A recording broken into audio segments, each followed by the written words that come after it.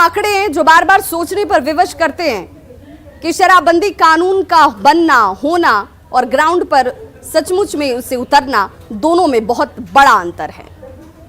और अब बात सियासत की कर लेते हैं। बीजेपी और जेडीयू के मजबूत गठजोड़ से सहमे तेजस्वी अब बीजेपी को चैलेंज दे रहे हैं। तेजस्वी ने बीजेपी को अकेले चुनाव लड़ने का चैलेंज दे दिया। जवाब में बीजेपी ने भी आरजेडी को बड़ा चैलेंज दे दिया है। बीजेपी को तेजस्वी का चैलेंज। भाजपा में औकात कहां जो हमारा चुनौती भी स्वीकार कर सके। औकात है ही नहीं इन लोगों में। क्या एनडीए से डर गए तेजस्वी यादव?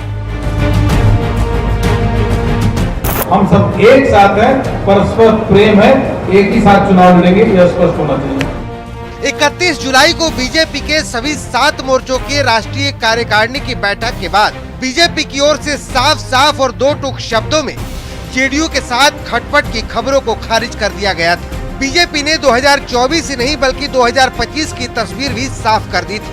बीजेपी के इस बड़े ऐलान के बाद सहमे तेजस्वी ने अब बीजेपी को नया चैलेंज दे दिया है।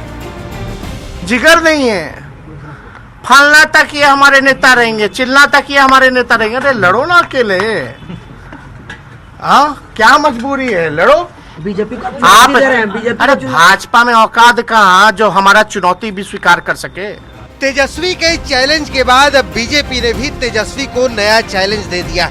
चैलेंज ये कि तेजस्वी भी बगैर कांग्रेस और वाम दलों के चुनावी मैदान में उतर कर दिखाएं। आप अपने लिए इस चुनौती को पहले तय करिए और आने वाले लोकसभा चुनाव में आपको अगर दम है तो अकेले आरजेडी के सिंबल पर केवल बिहार का 40 सीट लड़कर दिखा दीजिए। मैं चुनौती देता हूं। दरअसल तेजस्वी भी बखूबी जानते हैं कि बीजेपी जेडीयू के जोड़ को डिगा पाना आसान नहीं है, इसलिए वो अकेले चुनावी मैदान में उतरने का चैलेंज दे रहे हैं। जबकि वो ये भूल रहे हैं कि दोनों दलों का रिश्ता सालों का नहीं बल्कि 2 दशकों पुराना है। लेकिन जवाब में अब उन्हें भी चुनौती मिल चुकी है। पटना से न्यूज़ 18 के लिए रवि एस नारायण और आनंद अमृतराज की रिपोर्ट। अब जरा समझिए कि बीजेपी के ऐलान के बाद तेजस्वी क्यों सहम गए हैं। तेजस्वी बीजेपी जेडीयू की ताकत को जानते हैं, समझते हैं, और यही वजह है कि एक बार फिर से चैलेंज का दौर शुरू हो गया है। 2009 में कांग्रेस की लहर के बावजूद बिहार में नीतीश के साथ रहने पर एनडीए 32 सीटें जीतने में कामयाब रही थी। साल 2014 की बात कर ले, लोकसभा चुनाव में जेडीयू अकेले लड़ी और 16.04% वोट लाने में कामयाब रहती है।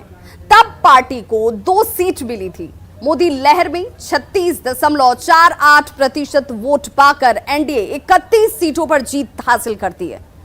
साल 2019 में नीतीश कुमार ने जैसे ही बीजेपी से हाथ मिलाया, एनडीए का वोट शेयर करीब 18% बढ़कर 54.34% हो जाता है। 2019 में 40 सीटों में से एनडीए को 39 सीटें मिली और विपक्ष सिर्फ और सिर्फ 1 सीट ही जीत पाया।